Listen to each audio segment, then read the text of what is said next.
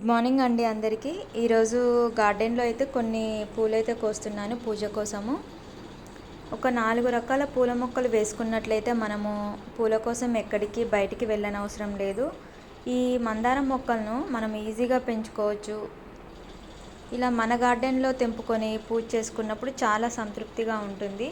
ఇవి వచ్చేసి రెడ్ కాగడమల్లి అండి. ఇది నాటు గులాబీ. నేను ఎక్కువగా నాటు గులాబీలే వేస్తూ ఉంటాను. ఇవి మంచి స్మెల్ అయితే వస్తాయి. ఈరోజు నైవేద్యంగా ఒక జామకాయ కూడా వచ్చింది. ఇది మొన్న నేను మార్కెట్లో తెచ్చుకున్న లిల్లీ మొక్క. దానికి కూడా ఫ్లవర్స్ అయితే వచ్చాయి. ఎలాంటి హంగు ఆర్భాటాలకు తావు లేకుండా చాలా సింపుల్గా మన గార్డెన్లో ఉన్న పూలతో పూజ చేస్తే చాలా హ్యాపీగా ఉంటుంది. నాకైతే ఎప్పుడు ఇలా సింపుల్గానే నేను పూజ చేసుకుంటాను. ఈరోజు మా గార్డెన్లో కోసుకున్న పూలైతే ఇవి. Happy gardening.